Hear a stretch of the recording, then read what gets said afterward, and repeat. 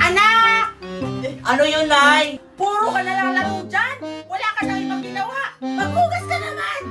Ay, mamaya na po, Nay! Ano mamaya na ngayon na? Ay, joke lang po yun, Nay. Ito naman si Nanay, hindi mapiro. Ito na po, oh. Ikaw! Uwi!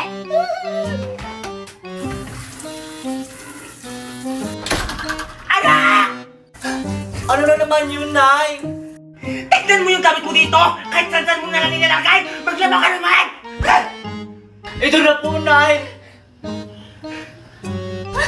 Ano ba naman yan?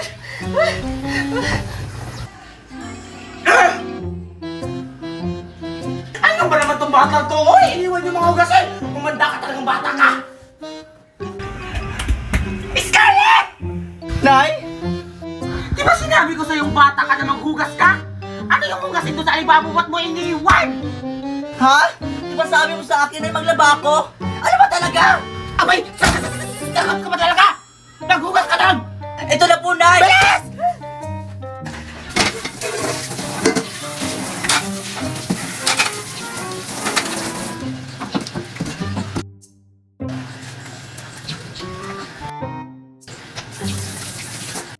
Ay, nakakapagod naman.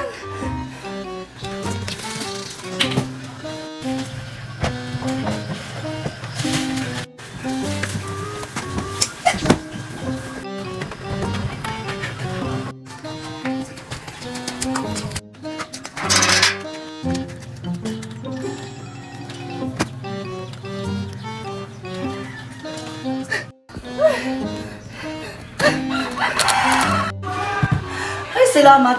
Makapagpahinga na rin. Anak! Ikaw bata ka, di ba sinabi ko sa'yo bago ka gumising, tiklapin mo muna yung mga higaan mo doon! Sorry po, Mami. Ito na. Bilisan mo!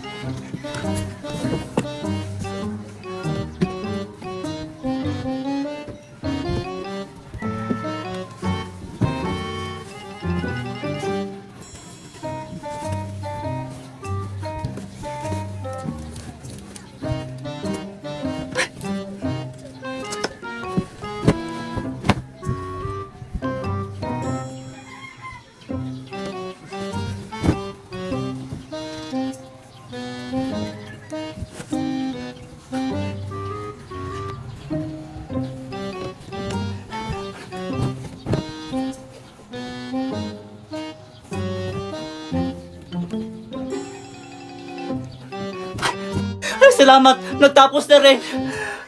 Anak! Ano na naman yun, Nay? Pwede ka na maglaro, anak! Ha, ano? Talaga ba, Nay? Ano? Ayaw mo maglaro? O sige, maglinis ka na lang doon ulit! Ay, joke lang yun, Nay. Ito na, Nay!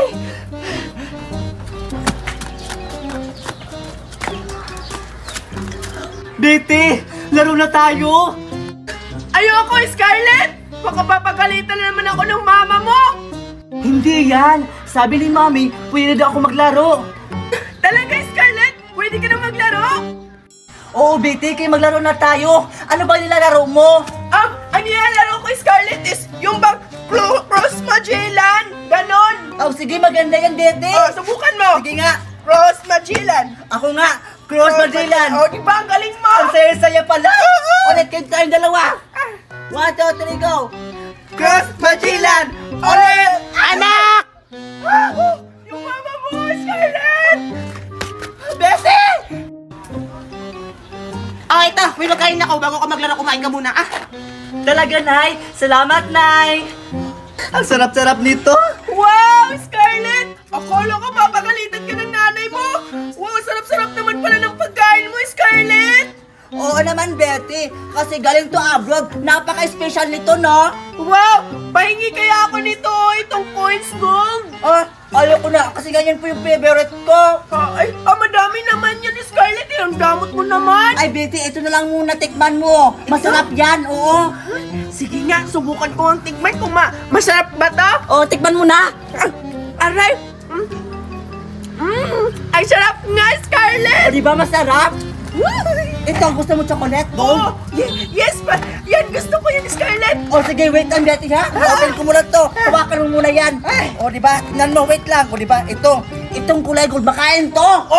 Try ko nga, ha? Try mo. 1, 2, 3, go, Betty! Masarap talaga, Betty. Ikaw naman, Betty! Ba't mo kinain yan, anak? Masarap yan! Ayoko nun! Masarap yan, Betty. Kainin mo. O, di ba masarap, Betty? Wala namang lasa eh! Matigas ba? Anak! Lagot ka, Scarlett! Nandiyan na naman yung mami mo!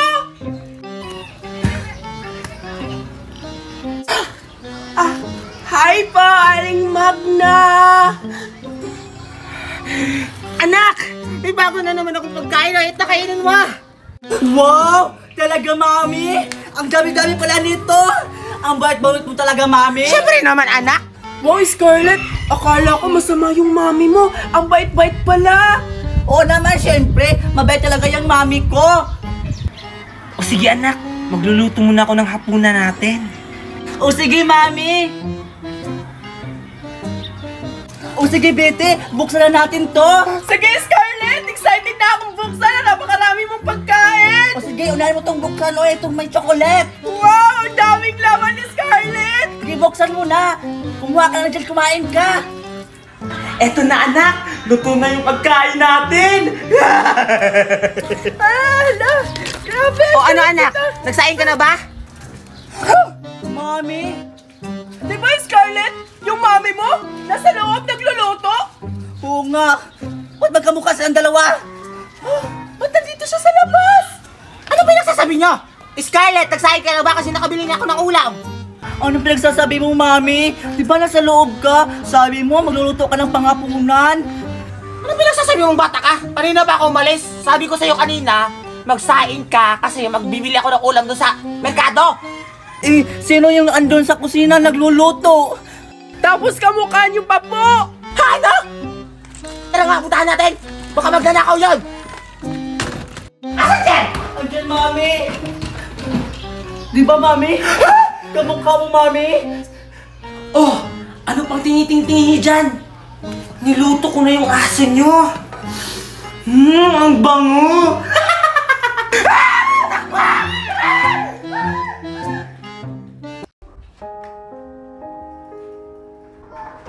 Oh, natapos mo na ba yung inutos ko sa'yo? Tita, nasaan na po ba yung perang pinadala ni Mami kahapon? Kasi pumunta yung teacher ko kanina dito. Kailangan ko na daw bayaran yung project ko. Wala na! Pinili ko na ng groceries tsaka isang sakong bigas. Kulang pa nga yung pera ng pinadala ng mami mo dito sa mga gastusin sa bahay? Tita, kailangan ko po yun para sa project ko. Baka ibagsak ako ng teacher ko kasi di ako nakabayad ng project. Ano naman ngayon kung babagsak ka? Wala akong pakialam. Palamunin ka nga lang dito sa bahay, tapos nagre-reklamo ka pa? Ha? Makinis ka na nga doon! Sige po, tita.